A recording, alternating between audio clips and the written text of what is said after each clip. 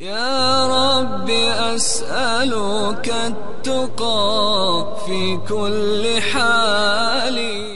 السلام علیکم ورحمۃ اللہ وبرکاتہ. الحمد للہ وحدہ والصلاة والسلام علی من لا نبی بعدہ. اعوذ باللہ السمیع العلیم من الشیطان الرجیم. وَلِلَّهِ مُلْكُ السَّمَاوَاتِ وَالْأَرْضِ يَخْلُقُ مَا يَشَاءُ يَهَبُ لِمَن يَشَاءُ إِنَاثًا وَيَهَبُ لِمَن يَشَاءُ الذُّكُورَ أَوْ يُزَوِّجُهُمْ ذُكْرَانًا وَإِنَاثًا وَيَجْعَلُ مَن يَشَاءُ عَقِيمًا. معزز حاضرین، آپ نے عنوان سن لیا ہے کہ نو مولود سے عقیقہ تک. میں اپنا عنوان شروع کرنے سے قبل کچھ تمہیدی گزارشات پیش کرنا چاہتا ہوں. اللہ تبارک و تعالیٰ نے اپنے بندوں کا وصف اس طرح بیان کیا ہے: فبشر عباد، اے میرے حبیب آپ میرے بندوں کو خوشخبری سنا دیں. الذین یستمعون القول فیتبعون احسنہ، جو بات کو بڑے انہماک، بڑی توجہ اور بڑے غور سے سنتے ہیں. فیتبعون احسنہ، پھر جو اچھی بات ہوتی ہے اسے زندگی کا حصہ بناتے ہیں، اس کی پیروی کرتے ہیں. اللہ نے ایسے لوگوں کے بارے میں فرمایا ہے: اولئک الذین ھداھم اللہ، یہ وہ لوگ ہیں جو اللہ کے ہاں ہدایت یافتہ ہیں. واولئک ھم اولو الالباب، اور یہی وہ لوگ ہیں جو عقل مند، صاحب بصیرت اور دانا ہیں. تو مجھے امید ہے کہ آپ حضرات جو یہاں جمع ہیں وہ اس لیے تو نہیں جمع ہوئے کہ خطیب کی بات کو سن لیا جائے، کسی مقرر کی تقریر کو سن لیا جائے اور اس کی آواز آپ کے کانوں سے ٹکرائے اور فضا میں تحلیل ہو جائے. یقیناً آپ حضرات نے یہ اہتمام جو کیا ہے وہ اس لیے کیا ہے کہ جو اچھی بات ہوگی آپ اس پر عمل پیرا ہوں گے اور اسے زندگی کا حصہ بنائیں گے. محترم سامعین، دوسری بات یہ ہے کہ اللہ تبارک و تعالی نے قرآن مجید میں فرمایا ہے کہ وَلَقَدْ أَرْسَلْنَا رُسُلًا مِّن قَبْلِكَ وَجَعَلْنَا لَهُمْ أَزْوَاجًا وَذُرِّيَّةً، کہ ہم نے آپ سے پہلے متعدد انبیاء کو اور رسولوں کو بھیجا ہے، اور ان کی بیویاں بھی تھیں اور ان کی اولاد بھی تھی. یہ شادی کرنا، صاحب اولاد ہونا، یہ اللہ تبارک و تعالیٰ کا ایک ضابطہ ہے، ایک قانون ہے. بلکہ اللہ تعالیٰ نے اپنی بڑی بڑی نشانیوں میں سے یہ ایک نشانی بنائی ہے کہ اللہ تعالیٰ نے انسانوں کو جوڑا بنایا ہے. وَمِنْ آيَاتِهِ أَنْ خَلَقَ لَكُم مِّنْ أَنفُسِكُمْ أَزْوَاجًا لِتَسْكُنُوا إِلَيْهَا وَجَعَلَ بَيْنَكُم مَّوَدَّةً وَرَحْمَةً، کہ اللہ تعالیٰ کی پہچان اور معرفت کی یہ نشانی ہے کہ تمہاری ہی جنس سے تمہاری بیویوں کو پیدا کیا ہے اور پھر تمہارے درمیان الفت، محبت، یگانگت اور اتفاق کو پیدا کیا ہے. کیوں؟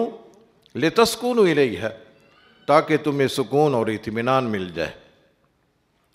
شادی شدہ جوڑا جو ہوتا ہے اس کی یہ خواہش اور آرزو ہوتی ہے کہ اللہ ہمیں اولاد سے نوازے، اور خاص طور پہ نرینہ اولاد سے نوازے.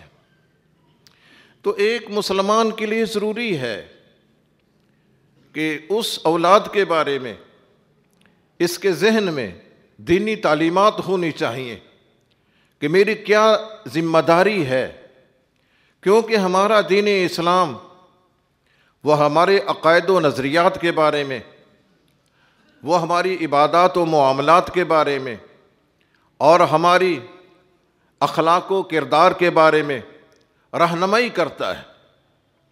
تو یقیناً اس نے ہماری اولاد کے بارے میں بھی ہماری رہنمائی کی ہے۔ اولاد کی طلب کس سے نہیں ہوتی ہے؟ انبیاء کرام اولاد کے طالب رہے ہیں۔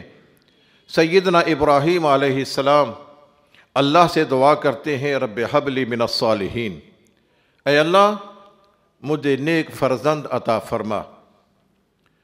اور حضرت زکریا علیہ السلام دعا کرتے ہیں، رب لا تذرنی فردا وانت خیر الوارثین، اے اللہ مجھے اکیلا نہ رہنے دینا، تو بہترین وارث۔ تو یہ انبیاء کرام جو ہیں وہ اپنے لیے اللہ سے اولاد کی دعا کرتے ہیں،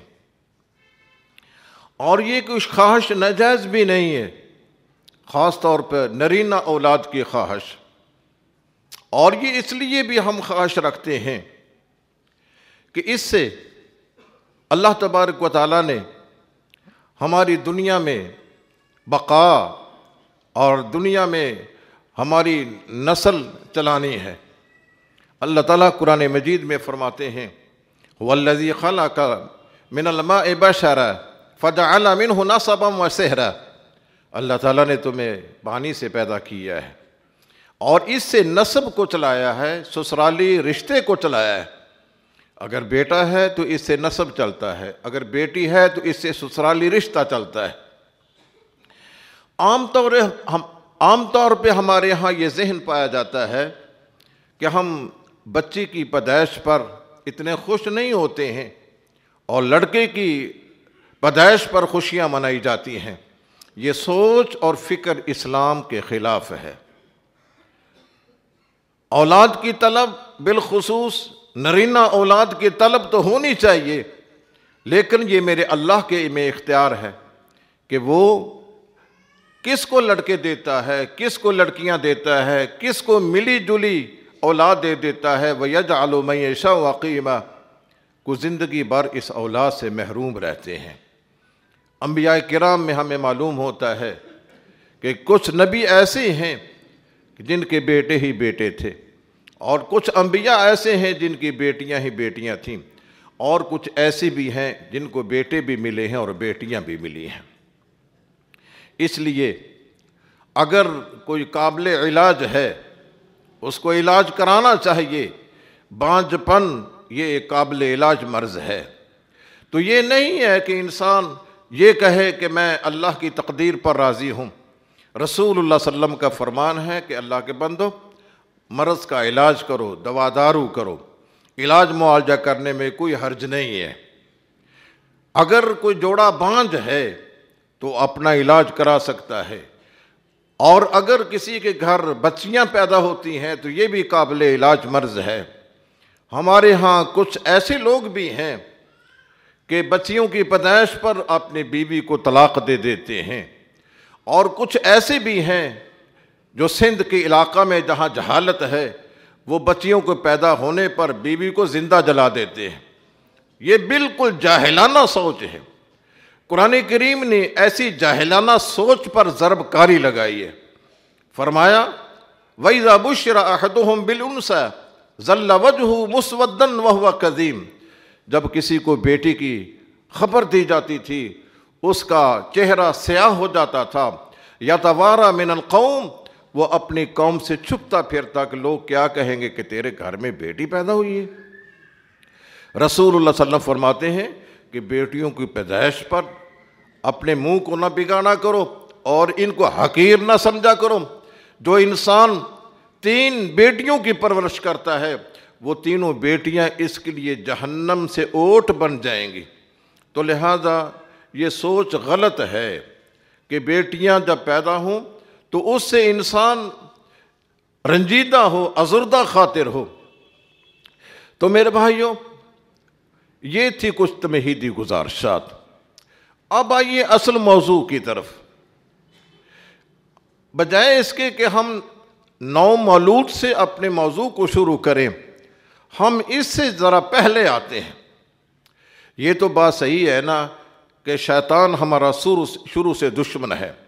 اللہ تعالیٰ فرماتے ہیں ان الشیطان لکم عدو فاتخذوہ عدوا، کہ شیطان تمہارا دشمن ہے اور اسے تم دشمن سمجھو۔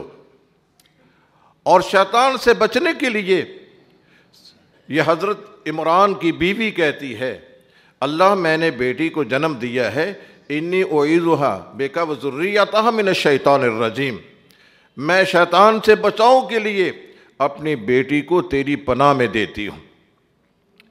تو ہمیں شیطان سے بچاؤ کرنا ہے، پہلے دن سے ہی اس کی تدابیر کرنی ہے۔ تو رسول اللہ صلی اللہ علیہ وسلم نے ہمیں یہ تعلیم دی ہے کہ جب مرد اپنی بیوی کے پاس جاتا ہے تو اس وقت آپ کو معلوم ہے نا کہ کائنات کا چودھری ہے جس کی بنیاد رکھی جا رہی ہے، اس وقت انسان اللہ کو بھول جائے، اللہ کا ذکر نہ کرے۔ رسول اللہ صلی اللہ علیہ وسلم فرماتے ہیں کہ اس وقت اللہ کا ذکر کرے، مسنون دعا پڑھے، بسم اللہ اللہم جنبنا الشیطان وجنب الشیطان ما رزقتنا، اللہ تیرے نام سے آغاز کر رہے ہیں، اللہ تو ہمیں شیطان سے دور رکھ، اور جو تو ہمیں رزق دے گا اولاد کی شکل میں اس کو بھی شیطان سے دور رکھ۔ رسول اللہ صلی اللہ علیہ وسلم فرماتے ہیں اگر اللہ نے اس کے لیے اولاد مقدر کی ہے تو اللہ تبارک و تعالیٰ اس کو شیطان سے بچا لے گا۔ لم یضرہ الشیطان، شیطان اس کو تکلیف نہیں دے گا۔ بخاری کی دوسری روایت میں ہے لم یسلط علیہ شیطان، تو شیطان اس پر مسلط نہیں ہو سکے گا۔ تو ہمیں چاہیے کہ شروع دن سے ہی ہم اللہ کی پناہ میں رہیں، اللہ کی پناہ میں آ جائیں۔ اور جب اللہ تبارک و تعالیٰ کی طرف سے مہربانی ہو جاتی ہے، ہمارے ہاں عام طور پہ یہ روٹین ہے کہ ہم پہلے دن سے ہی ان ڈاکٹروں کے پاس آنا جانا شروع کر دیتے ہیں، ہماری فائل بن جاتی ہے، 1 مہینے کے بعد جاتے ہیں، اور ڈاکٹر حضرات ہمیں بھی یہ تلقین کرتے رہتے ہیں۔ علاج معالجے کی حد تک تو ٹھیک ہے، لیکن یہ معلوم کرنا کہ یہ لڑکا ہے یا لڑکی ہے، اگر اللہ نہ کرے اگر لڑکی ہے تو پھر ہم اس کو ٹھکانے لگانے کی فکر میں رہتے ہیں۔ یاد رکھیے گا یہ سب سے بڑا جرم ہے کہ انسان لڑکی کو ٹھکانے لگا دے۔ رسول اللہ صلی اللہ علیہ وسلم فرماتے ہیں کہ 120 دن کے بعد جب ماں کے پیٹ میں بچہ ہوتا ہے تو اس میں روح ڈال دی جاتی ہے، اور اللہ تبارک و تعالیٰ فرشتے کو بھیج دیتا ہے جو اس کی عمر کو لکھتا ہے، اس کے نرمادہ ہونے کو لکھتا ہے، اس کے برا بلا ہونے کو لکھتا ہے، اور اس کی موت کو لکھ دیتا ہے۔ اور روح پڑ جانے کے بعد اس کو ٹھکانے لگانے کی فکر کرنا، تو فرمایا کہ اس کے ذمے ایک قتل کا جرم پڑ جاتا ہے۔ لہٰذا یہ سوچ شروع سے ہی غلط ہے کہ ہم لوگ یہ ذہن بنا لیں کہ اگر لڑکی پیدا ہوتی ہے تو ہم اس کو ٹھکانے لگائیں گے۔ اسلام تو اس بات کی بھی اجازت نہیں دیتا ہے کہ اگر ناجائز طور پر کوئی لڑکا یا لڑکی ہے اس کو ٹھکانے لگا دیا جائے۔ رسول اللہ صلی اللہ علیہ وسلم کے پاس ایک عورت آئی اور اس نے کہا یا رسول اللہ اقیم علی حدن، آپ مجھ پر حد قائم کریں، اور میں ناجائز حاملہ ہوں۔ آپ نے فرمایا کہ جب تک تو بیٹے یا بیٹی کو جنم نہیں دے لیتی اس وقت تجھے حد نہیں لگائی جائے گی۔ تو آپ نے ایک انصاری کو فرمایا کہ تم اس کی کفالت کرو، اور جب یہ بچے یا بچی کو جنم دے لے گی تو پھر ہم اس پر حد لگائیں گے۔ اسی طرح ماعز بن مالک، انہوں نے جس کے ساتھ بدکاری کی تھی وہ عورت بھی آپ کے پاس آتی ہے اور اس نے بھی یہی کہا ہے یا رسول اللہ مجھ پر حد لگائیے۔ آپ نے فرمایا کہ نہیں، بے شک ناجائز بچہ ہے لیکن ہم یہ جرم نہیں کرتے ہیں۔ بچہ جنم دینے کے بعد پھر آ گئی، یا رسول اللہ بچہ پیدا ہو چکا ہے، فرمایا کہ نہیں اس کو دودھ پلاؤ۔ جب تک بیٹا کھانے کے قابل نہیں ہو جائے گا اس وقت تم نے اس کو پالنا ہے۔ یعنی اسلام تو یہ بھی اجازت نہیں دیتا ہے کہ جو بدکاری کے نتیجہ میں بچہ پیدا ہونے والا اس کو ضائع کیا جائے، چاہے جائے کہ ہم اپنے بچوں کو ضائع کریں، اسلام اس کی اجازت نہیں دیتا ہے۔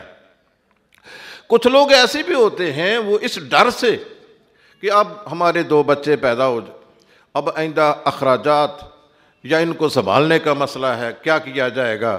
اللہ فرماتے ہیں کہ لا تقتلوا اولادکم خشیۃ املاق، مفلسی کے ڈر سے اور فقر کے ڈر سے تم اپنے بچوں کو قتل نہ کرو۔ وہ لوگ اس لیے قتل کرتے ہیں، تم مسلمان ہو، یہ روزی میرے اللہ کے ہاتھ میں ہے، تو یہ سوچ رکھنا کہ بچے 2 ہی اچھے، یہ سرے سے غلط ہے، اسلام کے منافی ہے۔ اب جب بچہ پیدا ہو جاتا ہے، بچہ پیدا ہونے کے بعد ہماری سب سے پہلی ذمہ داری کیا ہے؟ بچہ پیدا ہونے کے بعد اس کو نہلایا جائے، نہلانے کے بعد اس کے جو کپڑے وغیرہ پہنا کر اس کو گھٹی دی جاتی ہے۔ رسول اللہ صلی اللہ علیہ وسلم کے پاس سیدہ عائشہ رضی اللہ تعالی عنہا بیان فرماتی ہیں کہ یؤتی بالصبیان، بچوں کو آپ کے پاس لایا جاتا، یحنکہم، آپ ان کو گھٹی دیتے، ویبارک لہم، اور آپ اس کے لیے برکت کی دعا کرتے۔ گھٹی دینے کے لیے کسی نیک صالح مرد کا انتخاب کیا جائے، کسی نیک صالح خاتون کا انتخاب کیا جائے۔ وہ طریقہ کار یہ ہے، وہ کھجور وغیرہ منہ میں چبا کر اس کو اچھی طرح باریک کر کے اپنی انگلی پر لگا کر بچے کے تالو سے چپکا دی جائے۔ یہ گھٹی دینے کا مسنون طریقہ ہے۔ حضرت اسماء بنت ابی بکر رضی اللہ تعالی عنہ وہ فرماتی ہیں کہ میرے جب پیدا ہوا بیٹا عبداللہ ابن زبیر تو ہم ہجرت کر کے قباء مقام پر پہنچے تھے، میں اپنے بیٹے کو رسول اللہ صلی اللہ علیہ وسلم کے پاس لے کر آئی اور آپ نے اس کو گھٹی دی ہے۔ اسی طرح متعدد صحابہ کرام کے بارے میں ہے کہ رسول اللہ صلی اللہ علیہ وسلم نے ان کو گھٹی دی ہے اور ان کے لیے برکت کی دعا کی ہے۔ اس کے لیے جو بعض دوائی تیار کرنے والے گھٹی تیار کرتے ہیں، یہ کرشی والوں کی گھٹی بھی ہے اور ہمدرد والوں کی گھٹی بھی ہے، وہ اس مقصد کے لیے نہیں ہوتی ہے، وہ تو صرف پیٹ کی صفائی کے لیے دی جاتی ہے۔ یہ گھٹی جو مسلمانوں کا ایک شعار ہے، وہ کوئی نیک مرد یا نیک خاتون جو ہے نا وہ یہ فریضہ سر انجام دے گی۔ اس کا مقصد یہ ہوتا ہے کہ نیک فال لی جائے، اللہ تبارک و تعالی پہلے برکت اس کے پیٹ میں جو جائے وہ نیک انسان کے ہاتھوں سے یا اس کی چبائی ہوئی چیز اس کے منہ میں جائے۔ لیکن یہ ضروری نہیں ہے کہ بچہ اس کے اثرات کو قبول بھی کر لے۔ ہمارے ہاں عام طور پہ یہ ہوتا ہے کہ اگر کوئی بچہ ضدی ہے، وہ روتا زیادہ ہے، تو ہم گھٹی دینے والے کو کوسنا شروع کر دیتے ہیں کہ تیرا گھٹی دینے والا فلاں تھا۔ یہ غلط نظریہ ہے۔ یہ ضروری نہیں ہے کہ جو گھٹی دینے والا ہے اس کے اثرات بچے پر پڑیں۔ ہماری نیت تو یہی ہونی چاہیے، لیکن ضروری نہیں ہے کہ اس کے اثرات اس میں آئیں۔ بہرحال یہ گھٹی دینا مسلمانوں کا ایک شعار ہے، اور بچہ جب پیدا ہو تو اس کو گھٹی دینا چاہیے، پہلی بات۔ اور دوسری بات یہ ہے، ہمارے ہاں عام طور پہ بچہ جب پیدا ہوتا ہے تو اس کے دائیں کان میں اذان دی جاتی ہے اور بائیں کان میں اقامت کہی جاتی ہے، اور اس سلسلہ میں کچھ روایات بھی پیش کی جاتی ہیں۔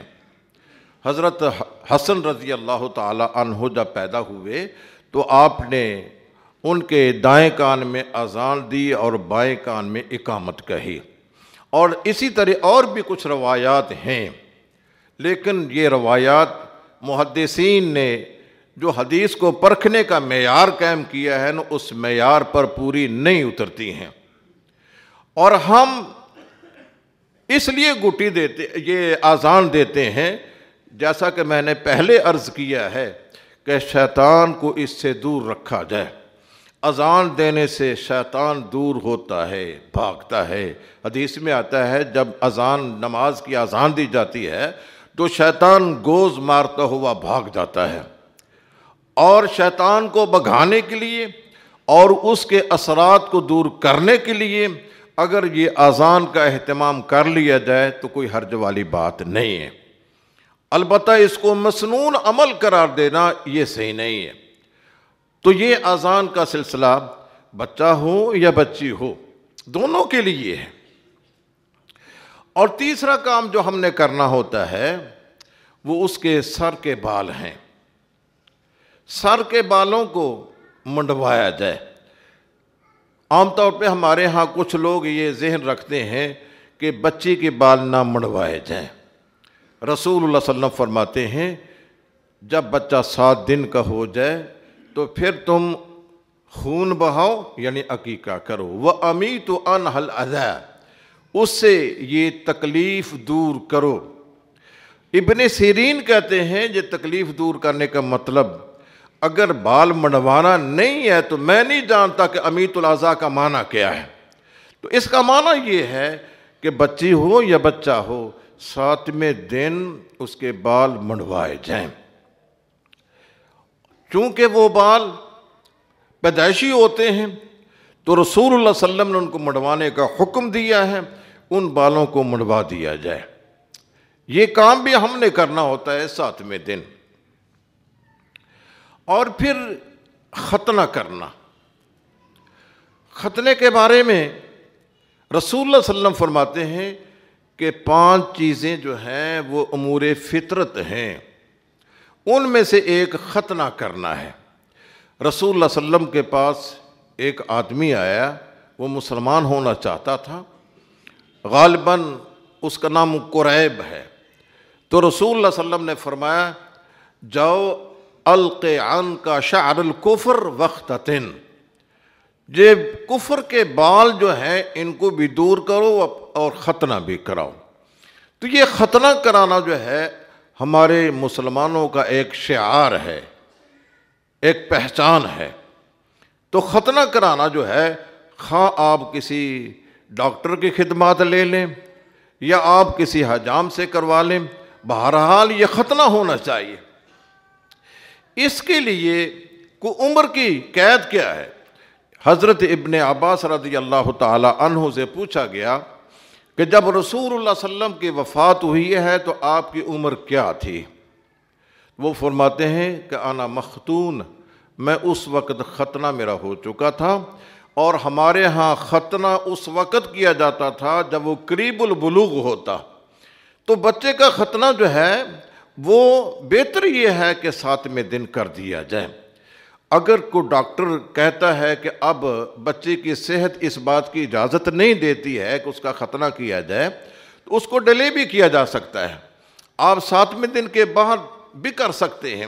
جب بھی موقع ملے تو اس کا ختنہ ضرور کرنا چاہیے۔ یہ اللہ تبارک و تعالیٰ کی قدرت ہے کہ رسول اللہ صلی اللہ علیہ وسلم فرماتے ہیں قیامت کے دن جب تم اکٹھے، اللہ تعالیٰ تمہیں اکٹھا کرے گا نا، تم مادرزاد شکل میں آؤ گے، جس طرح تمہیں ماں نے جنم دیا ہے نا اسی حالت سے تم نے آنا ہے۔ اور وہاں یہ الفاظ ہیں کہ تم غیر مختون اکٹھے ہو، تمہارے ختنے نہیں ہوں گے۔ تو اس کا مطلب یہ ہے کہ ختنہ کرتے وقت جو گوشت کا ٹکڑا اتار کر ہم اس کو پھینک دیتے ہیں لیکن اللہ کی نظر میں وہ رہتا ہے۔ اللہ تبارک و تعالیٰ قیامت کے دن جب ہمیں اکٹھا کرے گا تو وہ گوشت کا ٹکڑا جو اتار کر پھینکا گیا تھا نا، اللہ اس کو بھی جمع کر کے ایک انسان کے ساتھ لگا کر اسی حالت میں انسان کو جمع کریں گے۔ حضرت ابراہیم علیہ السلام، صحیح بخاری میں یہ روایت آتی ہے کہ ان کی عمر 80 برس کی تھی جب ان کو ختنے کا حکم دیا گیا۔ وہ قدوم جگہ وہاں آپ نے ختنہ کیا ہے۔ تو یہ ختنہ کنانا جو ہے یہ ہمارے مسلمانوں کا ایک شعار اور مسلمانوں کا ایک موٹو ہے۔ اور پھر نام رکھنا، نام رکھنے میں ہدایات یہ ہیں، یہ دیکھیں قیامت کے دن انسان کو آواز دی جائے گی، نام اور ولدیت کے ساتھ پکارا جائے گا۔ تو نام رکھنے میں کچھ ہدایات ہیں۔ رسول اللہ صلی اللہ علیہ وسلم فرماتے ہیں کہ اللہ کو جو پسندیدہ نام ہے وہ عبداللہ ہے اور عبد الرحمن۔ یہ پسندیدہ نام کیوں ہیں؟ وہ اس لیے ہے کہ بندہ جو عبد ہے، عبادت کرنے والا ہے، اس صفت کا اظہار اس سے ہو رہا ہے، اور اللہ جو معبود ہے، یہ عبداللہ کا نام رکھنے سے، عبد الرحمن کا نام رکھنے سے اللہ کے معبود ہونے کی جو صفت لازمہ ہے اس کا اظہار ہوتا ہے۔ یہ صرف عبداللہ اور عبد الرحمن کو اللہ نے پسند کیوں کیا ہے؟ قرآن کریم میں اللہ تعالیٰ نے عبد کی نسبت اللہ کی طرف کی ہے، وَأَنَّهُ لَمَّا قَامَ عَبْدُ اللَّهِ يَدْعُوهُ قَادْ يَكُونُونَ عَلَيْهِ لِبَادًا۔ یہ عبداللہ کہ جب اللہ کا بندہ ہمارا کھڑا ہوتا ہے نا تو یہ لوگ اس کے گرد جمع ہو جاتے ہیں، اس پر لپکنے کے لیے، اس کو ہٹانے کے لیے۔ یہ عبد کی نسبت اللہ کی طرف کی گئی ہے۔ اور دوسرے مقام پر اللہ نے عباد الرحمن کے اوصاف بیان کیے ہیں، اس عبد کو رحمان کی طرف نسبت کیا گیا ہے، وَعِبَادُ الرَّحْمَنِ الَّذِينَ يَمْشُونَ عَلَى الْأَرْضِ هَوْنًا۔ اس لیے اللہ کے ہاں یہ پسندیدہ نام ہے۔ اللہ تبارک و تعالیٰ کے بے شمار نام ہیں، ان کے ساتھ عبد لگا لیا جائے تو یہ نام عبد الرحیم، عبد الرحمن، عبداللہ، عبد القیوم یہ نام رکھے جا سکتے ہیں۔ اور پہلی کیٹاگری یہی ہونی چاہیے کہ عبد لگا کر آگے اللہ کا نام لگا دیا جائے۔ دوسرا یہ ہے کہ انبیاء کرام جو ہیں، انبیاء کے نام پر نام رکھا جائے۔ انبیاء کے نام پر نام رکھنے کی حکمت یہ ہے، اس سے انبیاء کی یاد تازہ رہتی ہے، ان کی سیرت اور کردار تازہ ہوتا رہتا ہے، اور ہمیں پتہ چلتا ہے کہ انبیاء کیا لے کر آئے تھے۔ اس لیے انبیاء کے نام پر نام رکھنا یہ مشروع ہے، مستحب ہے، پسندیدہ ہے۔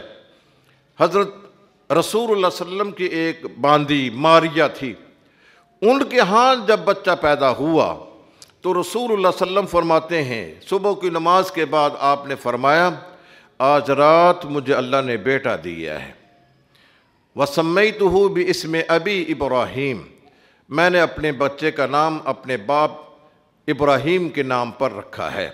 تو ابراہیم چونکہ ایک جلیل القدر نبی ہیں، جد الانبیاء ہیں، تو آپ نے ان کے نام پر اپنے بیٹے کا نام رکھا ہے۔ حضرت عبداللہ ابن سلام رضی اللہ تعالی عنہ، ان کے ہاں جب بیٹا پیدا ہوا وہ رسول اللہ صلی اللہ علیہ وسلم کے پاس ان کو لے کر آیا، فَسَمَّاهُ یوسف، تو رسول اللہ صلی اللہ علیہ وسلم نے اس کا نام یوسف رکھا۔ اس لیے یہ انبیاء کرام کے نام پر نام رکھا جا سکتا ہے۔ حضرت مغیرہ بن شعبہ کہتے ہیں کہ میں نجران کے علاقہ میں گیا، وہاں ایک عیسائی پادری کہنے لگا کہ مجھے تمہارے قرآن پر ایک اعتراض ہے۔ بتاؤ بھی کیا؟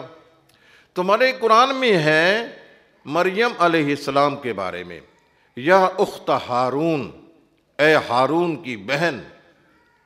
تو یہ ہارون تو بہت پہلے پیدا ہوئے تھے، موسیٰ علیہ السلام کے زمانہ میں، موسیٰ علیہ السلام کے بھائی، اور موسیٰ علیہ السلام سے پہلے فوت ہو چکے تھے۔ تو یہ قرآن اس کو کہتا ہے کہ ہارون کی بہن، یہ ایک تمہاری تاریخی غلطی ہے۔ مغیرہ بن شعبہ کہتے ہیں کہ میں اس کے سوال کا جواب نہ دے سکا۔ میں مدینہ میں آیا، میں نے اس کا سوال رسول اللہ صلی اللہ علیہ وسلم کے ہاں پیش کیا، تو آپ نے فرمایا کہ لوگ اپنی اولاد کا نام انبیاء کے نام پر رکھتے تھے، اور ان کا بھائی تھا ہارون، جو موسیٰ علیہ السلام بھائی کے نام پر اس کا نام رکھا گیا تھا۔ کانوا یسمون باسم الانبیاء والصالحین، وہ لوگ اپنے انبیاء کے نام پر اپنے اولاد کا نام رکھتے تھے، اور صالحین کے نام پر اپنا نام رکھتے تھے۔ اس لیے وہ موسیٰ کا بھائی ہارون کی بہن نہیں ہے، بلکہ وہ ہارون وہ تھا جو ہارون کے نام پر جس کا نام رکھا گیا تھا۔ اور پھر نیک لوگ، با کردار لوگ، صحابہ کرام، تابعین عظام، محدثین کرام، ان کے نام پر نام رکھے جائیں، اس لیے کہ جو ان کی خدمات ہیں، جو ان کا کردار ہے، اللہ کرے یہ بچہ بھی اس کا حامل بن جائے۔ یہ نیت کرتے ہوئے ہمارے ہاں عام طور پہ یہ ہوتا ہے کہ ہم کسی کرکٹ کا کھلاڑی ہے یا گلوکار ہے یا مغنی ہے یا مغنیہ ہے، ہم اس کے نام پر نام رکھتے ہیں، یہ غلط ہے۔ آپ اسلامی نام رکھیں۔ پہلا ہے کہ اللہ کی طرف جس کی نسبت ہو، دوسرا یہ ہے کہ انبیاء کے ناموں پر نام رکھے جائیں، اور تیسرا یہ ہے کہ وہ صالحین کے نام پر نام رکھے جائیں، اور چوتھا یہ ہے کہ نام ایسا رکھا جائے جس کا مفہوم اور معنی ہو۔ کچھ لوگ ایسے ہوتے ہیں جو محض انفرادیت کو قائم رکھنے کے لیے کہ ہم ایسا نام بچے کا رکھیں جو اس سے پہلے نہ رکھا گیا ہو، یہ صرف سیدنا یحییٰ علیہ السلام کی صفت ہے کہ وہ لم نجعل لہ من قبل سمیہ۔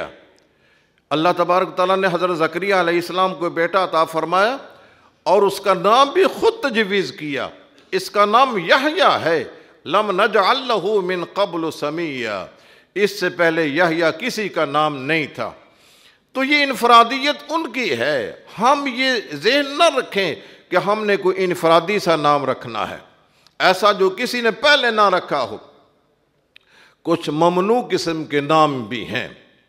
ممنوع ناموں میں سے ایک یہ ہے کہ یہ عبدیت جو ہے، اللہ کا بندہ، اس عبد کی نسبت غیر اللہ کی طرف کی جائے، عبد النبی، عبد الرسول، اس طرح کے نام رکھنا یہ غلط ہے۔ اسی طرح کسی پیر کی طرف نسبت کی جائے، یہ غلام فرید نام رکھا جائے، پیراں دتا نام رکھا جائے، غوث بخش نام رکھا جائے، یہ بھی غلط ہے۔ اللہ دینے والا ہے اور نسبت پیروں کی طرف کی جائے، ایسے نام نہیں ہونے چاہیے۔ اسی طرح جو بڑے بڑے جابر، ظالم، ان کے نام پر نام رکھنا، کیسر یہ روم کا بادشاہ ہے، کسریٰ یہ ایران کا بادشاہ ہے، ہرقل یہ نام رکھنا، پرویز پتہ ہے کون ہے؟ رسول اللہ صلی اللہ علیہ وسلم نے جب ایک خط لکھا تھا تمام بادشاہوں کو، ایک خط ایران بھیجا، اسلم تسلم، مسلمان ہو جاؤ تمہارا بچاؤ ہو جائے گا۔ تو رسول اللہ صلی اللہ علیہ وسلم کا خط ایک ایران کے بادشاہ کسریٰ کو بھی پہنچا، اس نے غصے میں آ کر رسول اللہ صلی اللہ علیہ وسلم کے خط کو پھاڑ دیا۔ جب اللہ کے رسول کو یہ اطلاع ملی، فرمایا کہ اس نے میرے خط کو نہیں پھاڑا ہے، اپنی حکومت کو ٹکڑے ٹکڑے کر دیا ہے۔ وہ خط کو پھاڑنے والا وہ پرویز تھا، اس لیے پرویز نام رکھنا، ہرقل نام رکھنا، فرعون نام رکھنا، اور اسی طرح کیسر نام رکھنا، ان ظالم جابر کافروں کے نام پر نام رکھنا یہ بھی صحیح نہیں ہے۔ تو ناموں کے بارے میں کچھ یہ ہدایات تھیں۔ تو اسی طرح کچھ لوگ ایسے ہوتے ہیں جو قرآنی صورتیں ہیں ان کے نام پر نام رکھ لیتے ہیں، خواہ ان کا کوئی معنی نہ بھی بنتا ہو۔ ہم اپنی بچیوں کے نام اقرا رکھ لیتے ہیں۔ اقرا تو ایک یہ ہے کہ اللہ کے نام سے پڑھو، اقرا نام رکھنا یہ قرآنی نام نہیں ہے۔ اسی طرح کچھ طٰہٰ، یاسین، الف لام میم، حامیم، یہ قرآنی صورت ان کا معنی ہی نہیں ہے، ان کے معنی کو اللہ کے علاوہ اور کوئی نہیں جانتا ہے۔ اللہ اعلم بمرادہ، یہ حروف مقطعات ہیں، ان کے ناموں پر نام رکھنا یہ بھی صحیح نہیں ہے۔ تو یہ تھی کچھ ناموں کے بارے میں۔ کچھ لوگ ایسے بھی ہوتے ہیں کو اپنا کسی کا بچہ لے کر پال لیتے ہیں، لے پالک جسے کہتے ہیں، اور لے پالک بچے کی ولدیت پھر اپنے نام کرا لیتے ہیں، یہ بھی غلط ہے۔ وہ بچہ آپ کسی کا لے کر پالتے ہیں نا، وہ ولدیت اسی باپ کی رہے گی جس کا وہ ہے، ایسا نہیں ہے۔ اللہ فرماتے ہیں ادعوہم لآبائہم، تم ان کے باپوں کے نام سے پکارو۔ امام بخاری نے یہ عنوان قائم کیا ہے، قیامت کے دن جب کسی کو پکارا جائے گا اس کے اپنے اصلی نام سے اور اس کے باپ کے نام سے پکارا جائے گا۔ کچھ لوگ یہ بھی کہتے ہیں کہ قیامت کے دن اللہ تعالیٰ ماؤں کے نام سے آواز دے گا۔ کیوں؟ اس لیے کچھ بچے ایسے ہوتے ہیں جو ماں نے غلط کاری کے نتیجہ میں پیدا ہوئے، ان پر پردہ رکھنے کے لیے ماں کے نام سے پکارا جائے گا، تاکہ معاشر کے میدان میں باپ کا نام لے کر اس بچے کی ذلت نہ ہو۔ یہ غلط ہے۔ قرآن کریم تو یہی کہتا ہے اور احادیث میں بھی یہی ہے کہ باپ کے نام سے ہی پکارا جائے گا، ماں کے نام سے نہیں پکارا جائے گا۔ اس لیے جو لیپالک بچہ ہے نا، اس کی ولدیت نہیں بدلنی چاہیے۔ یہ تو تھا نام کے بارے میں۔ اب آخری بات جو ہے وہ یہ ہے کہ بچے کا عقیقہ کیا جائے۔ عقیقے کو عقیقہ کیوں کہتے ہیں؟ وہ عقیقہ اصل میں وہ بال ہوتے ہیں جو بچے کے سر پر اگتے ہیں، اس کو عقیقہ کہا جاتا ہے۔ چونکہ وہ کاٹے جاتے ہیں 7ویں دن، ان کے کاٹنے کی بنا پر چونکہ اسی دن کاٹے جاتے ہیں، اس لیے اس جانور کا نام بھی عقیقہ رکھ دیا جاتا ہے جو اس کے نام اس کی طرف سے ذبح کیا جاتا ہے۔ عقیقہ کا نام ہے کاٹنا، یا اس کے گوشت کو ذبح کر کے اس کے ٹکڑے کیے جاتے ہیں، جو اس کی رگیں کاٹی جاتی ہیں، اس بنا پر اس کو عقیقہ کہا جاتا ہے۔ اس عقیقے کی حیثیت کیا ہے؟ کیا یہ فرض ہے، مسنون ہے، یا کیا ہے؟ اس کے بارے میں 3 موقف ہیں۔ کچھ لوگ کہتے ہیں اہل علم کہ یہ واجب ہے۔ کیوں واجب ہے؟ اس لیے کہ رسول اللہ صلی اللہ علیہ وسلم کا فرمان ہے کہ بچہ جو ہوتا ہے اپنے عقیقے کے بدلے گروی رکھا ہوتا ہے۔ آپ جانتے ہیں کہ میں نے اگر کسی کو قرضہ دیا ہے تو میں اسے کوئی چیز لے لیتا ہوں، گروی رکھ لیتا ہوں، زمین گروی رکھ لیتا ہوں، یا کوئی اس کا مکان گروی رکھ لیتا ہوں، اس کو چیز گروی رکھ لیتا ہوں۔ ظاہر ہے کہ وہ آدمی جس کی چیز میں نے اپنے پاس گروی رکھی ہے وہ اس وقت تک اس سے فائدہ نہیں اٹھا سکتا ہے جب تک وہ فقے رہن نہیں کرا لیتا ہے، وہ پیسے دے کر اپنی چیز واپس نہیں لے سکتا ہے۔ تو بچہ اس عقیقے کے عوض گروی رکھا ہوا ہے، وہ قیامت کے دن بچے نے آپ کی سفارش نہیں کرنی ہے، وہ اس کے اعمال کا ثواب آپ کے کھاتے میں نہیں لکھا جائے گا جب تک آپ اس کا عقیقہ نہیں کریں گے۔ ایک تو یہ ہے نا کہ آپ کے پاس ہمت نہیں ہے عقیقہ کرنے کی، تو وہ ایک الگ مسئلہ ہے۔ کوئی اس طرح کے لوگ بھی ہوتے ہیں کہ عقیقہ کرنے کی حیثیت ہے، پیسہ موجود ہے، لیکن پھر بھی وہ عقیقہ نہیں کرتے ہیں۔ تو ایسے لوگوں کے بارے میں آپ ذہن میں رکھیں کہ بچے کا ثواب قیامت کے دن اس کے کھاتے میں اس وقت چڑھے گا جب یہ اس کا عقیقہ کرے گا۔ ایک نمبر 2 یہ ہے کہ رسول اللہ صلی اللہ علیہ وسلم نے حکم دیا ہے عقیقہ کرنے کا کہ عقیقہ کرو، امرنا ان نعق، کہ ہم اس کا عقیقہ کریں۔ رسول اللہ صلی اللہ علیہ وسلم نے حسنین کا عقیقہ کیا تھا، اس لیے ہمارے نزدیک عقیقہ ایک فرض ہے۔ کچھ لوگ اس کو مسنون کہتے ہیں، اور کچھ حضرات ایسے بھی ہیں جو عقیقے کو مکروہ کہتے ہیں۔ کیوں مکروہ کہتے ہیں؟ ابو داود کی روایت ہے کہ اللہ تبارک و تعالیٰ کو عقوق پسند نہیں ہے، یعنی عقوق عقیقہ سے نکلا ہے، تو چونکہ یہ عقیقہ عقوق معنی نافرمانی کرنا ہے، اللہ تعالیٰ کو یہ نام پسند نہیں ہے، تو یہ نام کا پسند کرنا ایک الگ مسئلہ ہے، جانور کا ذبح کرنا ایک دوسرا مسئلہ ہے۔ صرف اس کو بنیاد بنا کر کہنا کہ عقیقہ کرنا ہی مکروہ ہے، یہ غلط ہے۔ بلکہ میں تو یہ کہتا ہوں یہ احادیث میں تحریف ہے۔ اس کا معنی بھی یہ نہیں ہے کہ اللہ تعالیٰ کو عقوق یعنی عقیقہ ناپسند ہے۔ عقوق کا معنی ہے کاٹنا۔ اس کا اللہ یہ کہتے ہیں کہ بچہ جو ہوتا ہے نا اس کا عقیقہ کر کے صلہ رحمی کا ثبوت دیا جائے، اس کو خاندان سے کاٹا نہ جائے، اس لیے آپ نے فرمایا کہ اللہ کو یہ عقوق پسند نہیں ہے۔ تو ایسا نہیں ہے کہ بچے کا عقیقہ نہ کرنا ہی اللہ تعالیٰ کو پسند، عقیقہ کرنا چاہیے، ہمارے نزدیک یہ فرض ہے۔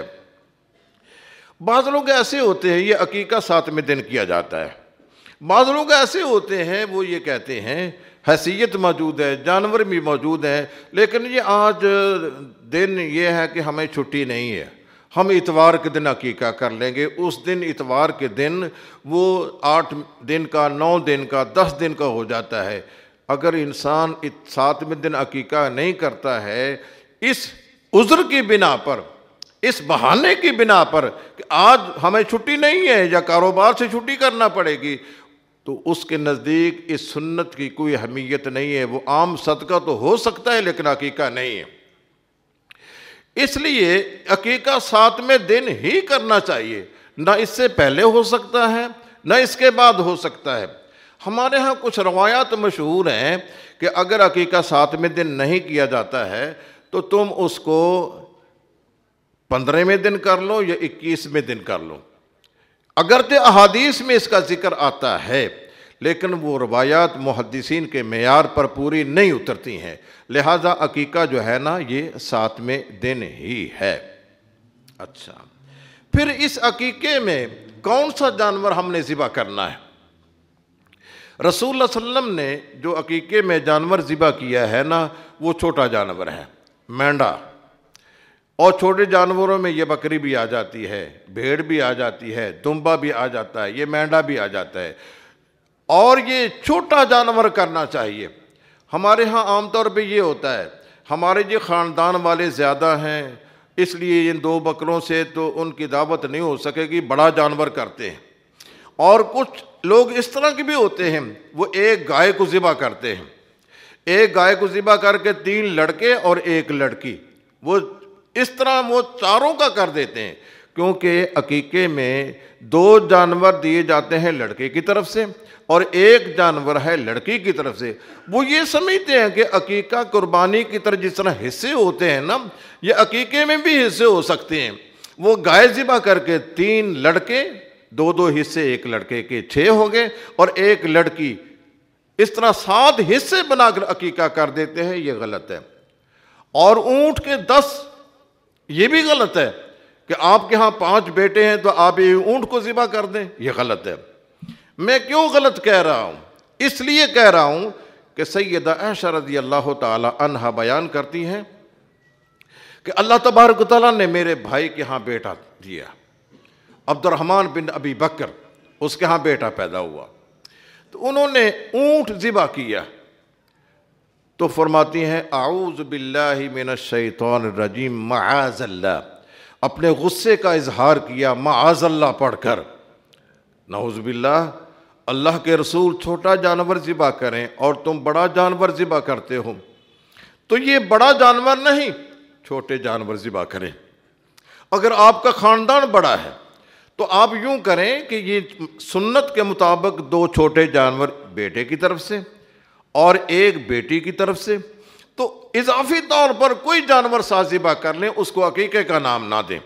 خواہ آپ 2 گائیں کر لیں، 2 جانور بڑے کر لیں، تو اضافی طور پر ساتھ کیا تو جا سکتا ہے، لیکن جس کو آپ نے عقیقے کا نام دینا ہے وہ صرف چھوٹے جانور ہیں۔ اس عقیقے کے گوشت کے بارے میں ہمارے ہاں کچھ غلط فہمیاں ہیں۔ کچھ لوگ یہ کہتے ہیں کہ عقیقے کے جانور کا جو گوشت ہے نا اس میں ہڈیوں کو نہ توڑا دے، بڑے بڑے گوشت کے پیس کر لیے جائیں۔ کیوں بھائی؟ اس لیے کہ بچہ صحیح سالم رہے، اس کے ہڈیاں مضبوط رہیں، ہڈی کو نہ توڑا جائے، گوشت کے بھی بڑے بڑے پیس کر لیے جائیں، یہ بھی غلط ہے۔ اور اس سلسلہ میں ایک روایت کا سہارا بھی لیا جاتا ہے کہ رسول اللہ صلی اللہ علیہ وسلم فرماتے ہیں کہ جو عقیقے کا جانور ہے نا اس کا گوشت بناتے وقت لا تکسر عظما، اس کی ہڈی کا نہ توڑا جائے بلکہ اس کے بڑے بڑے پیس کر لیے جائیں۔ یہ حدیث بھی موضوع اور بناوٹی، اس کی کوئی حیثیت نہیں ہے۔ لہٰذا اس جانور کو آپ جس طرح آپ چاہیں ذبح کر سکتے ہیں، جس طرح چاہیں اس کا گوشت بنا سکتے ہیں۔ اس کا مصرف کیا ہونا چاہیے عقیقے کا؟ رسول اللہ صلی اللہ علیہ وسلم خود بھی اس عقیقے کے جانور کا گوشت استعمال کرتے ہیں اور غربا مساکین کو بھی دیتے ہیں، اپنے دوست و احباب کو بھی دعوت دیتے ہیں۔ جس طرح قربانی کے گوشت کے بارے میں آیا ہے نا فَكُلُوا مِنْهَا، تم خود بھی کھاؤ، وَأَطِمُوا الْقَانِعَ وَالْمُعْتَرَّ، اور جو سوالی ہیں آپ کے دروازے پر غربا مساکین آ جاتے ہیں ان کو بھی دو۔ جو سوال کرنے والے نہیں ہیں، جو آپ کے دوست و احباب ہیں، رشتہ دار ہیں، عزیز و اقارب، ان کو بھی دو۔ تو یہ عقیقے کا جانور اور گوشت بھی قربانی ہی کی طرح ہے، آپ اس کو خود بھی استعمال کریں اور دوست و احباب کو بھی دیں، اور اس طرح غربا مساکین کو نظر انداز نہ کریں۔ گھر میں پکا کر دعوت بھی کر سکتے ہیں، کچا گوشت بھی دوستوں کو دے سکتے ہیں، جس طرح آپ کے ثوابدید ہے اس کے مطابق اس کو استعمال میں لایا جا سکتا ہے۔ کچھ لوگ یہ بھی کہتے ہیں اس کے سری پائے جو ہیں یہ آپ استعمال نہ کریں، جس کو ہم سر صدقہ کہتے ہیں۔ وہ سر صدقے کا مطلب یہ لیتے ہیں کہ اس کا جو سر ہے نا وہ خود نہ استعمال کیا جائے، بلکہ وہ کسی غریب کو دے دیا جائے۔ یہ بھی ذہن غلط ہے، کوئی سر صدقہ نہیں ہے۔ صدقہ پورے کا پورا اگر دینا چاہیں دیں تو یہ کیا ہوا، باقی گوشت آپ کھا دیں اور سری کروڑے جو ہے وہ دوسروں کو دے جائیں، یہ نہیں ہے۔ پورے کا پورا جانور اللہ کی راہ میں دینا چاہیں تو دیں آپ۔ اللہ تبارک و تعالیٰ وہ اس طرح کا فقیر نہیں ہے کہ آپ کی سری کا محتاج ہے۔ آپ دیں، خوشی سے دیں، پورا جانور دیں، طلباء کو، غرباء کو، مساکین کو کھلائیں، لیکن یہ کہ صرف سری ہی دینے ہی ان کو، یہ نہیں ہے۔ تو یہ تھے کچھ عقیقے کے مسائل۔ ہم عقیقے کے سلسلہ میں بڑی افراط و تفرید کا شکار ہیں، تو عقیقے کے بارے میں جو رسول اللہ صلی اللہ علیہ وسلم کے ہدایات ہیں اس کو ہم نے سامنے رکھنا ہے، اور اس سلسلہ میں جو دینی تعلیمات ہیں بچے کے سلسلہ میں، اس کی پرورش کے سلسلہ میں، اس کو بھی آپ سامنے رکھیں۔ قیامت کے دن یہ بچے جو ہیں یہ آپ کے لیے صدقہ جاریہ بنیں گے۔ رسول اللہ صلی اللہ علیہ وسلم فرماتے ہیں کہ یہ بچہ جو ہے جب انسان مر جاتا ہے نا، انقطع عملہ، اس کے اعمال منقطع ہو جاتے ہیں۔ صرف 3 چیزیں ہیں جو مرنے کے بعد اس کے اعمال میں اضافے کا باعث بنتے ہیں۔ ایک صدقۃ جاریہ، صدقہ جاریہ، آپ نے کسی کو پمپ لگوا دیا ہے، مسجد بنوا دی ہے، میٹر لگوا دیا ہے جو دیر تک استعمال میں رہتا ہے، قرآن مجید لے کر دے دیے ہیں، احادیث کی کتابیں لے کر دے دی ہیں، تو یہ آپ کے دیر تک رہیں گی۔ اسی طرح آپ کا بیٹا ولد صالح یدعو لہ، نیک بچہ جو ہوگا نا وہ آپ کے لیے دعا کرے گا۔ اس بچے کی صحیح تعلیم تربیت کا اہتمام کرنا یہ بھی ضروری ہے۔ دیکھیں حضرت جابر رضی اللہ تعالی عنہ وہ کہتے ہیں کہ جب میرے باپ فوت ہوئے نا تو انہوں نے مجھے کہا کہ بیٹا 2 باتیں ہیں، ایک تو یہ ہے کہ میرے ذمہ قرضہ ہے اس کو اتارنا ہے، ایک تیری یہ بہنیں ہیں ان کی تعلیم و تربیت کا خیال رکھنا ہے۔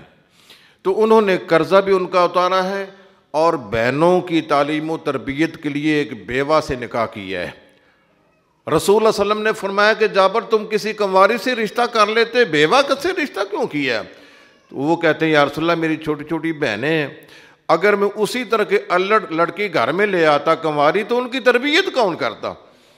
تو اس لیے ان کی تربیت کے پیش نظر میں نے یہ اپنے جذبات کی قربانی دی ہے۔ ہمارا یہ فرض ہے کہ ہم اپنی اولاد کی صحیح تربیت کریں اور ان کو اس قابل بنائیں کہ جب ہم مر جائیں تو کم از کم قبر پر آ کر ہمارے لیے دعا کر سکیں۔ یہ اولاد اللہ تعالیٰ نے فرمایا نا ربنا ہب لنا من ازواجنا وذریاتنا قرۃ اعین وجعلنا للمتقین اماما۔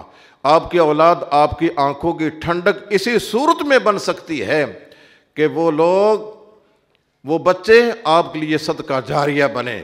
قیامت کے دن دیکھیں اللہ تعالیٰ جب آپ کو جنت میں بھیجے گا، میں نیک بچے کیا مرتبہ اور مقام آپ کو بتلا رہا ہوں، باپ کا درجہ نیچے ہے، بیٹا اوپر ہے، تو اللہ تعالیٰ اس باپ کو اٹھا کر اس ماں کو اٹھا کر بچے کے درجے کے پاس لے جائے گا۔ وَاتَّبَعَتْهُمْ ذُرِّيَّتُهُمْ بِإِيمَانٍ أَلْحَقْنَا بِهِمْ ذُرِّيَّتَهُمْ، ہم ان کو بچوں کے ساتھ ملا دیں گے۔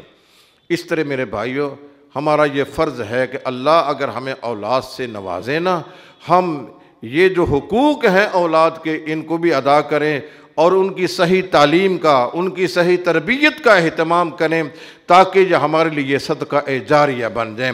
قرآن کریم میں اللہ فرماتے ہیں یا ایھا الذین آمنوا قوا انفسکم واہلیکم نارا، اے ایمان والو تم اپنے آپ کو بھی اور اپنے بچوں کو بھی جہنم کی آگ سے بچانے کی فکر کرو۔ ہمارے ہاں عام طور پہ یہ ذہن ہوتا ہے کہ ہم یہ چاہتے ہیں کہ ہم اپنی زندگی میں بچوں کو پاؤں پر کھڑا کر دیں۔ یہ آپ کی ذمہ داری نہیں ہے، آپ کی ذمہ داری یہ ہے کہ بچوں کو جہنم سے آزاد کرنے کی فکر کریں۔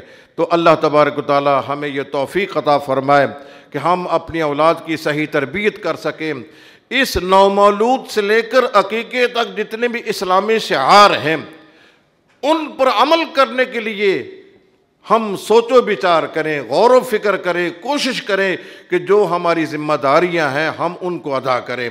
اللہ تعالی ہمیں عمل کی توفیق عطا فرمائے اور اللہ تعالی ہمارے حوال پر رحم فرمائے۔ ہمارے جو مریض ہیں، بیمار ہیں، جو بے اولاد ہیں، اللہ ان کو نرینہ اولاد عطا فرمائے، بیماروں کو تندرستی اور شفا عنایت فرمائے۔ جو تنگ دست ہیں اللہ اپنے فضل و کرم سے ان کی تنگ دستی کو اللہ دور فرمائے۔ وَأَقُولُ قَوْلِي هَذَا وَآخِرُ دَعْوَانَا أَنِ الْحَمْدُ لِلَّهِ رَبِّ الْعَالَمِينَ۔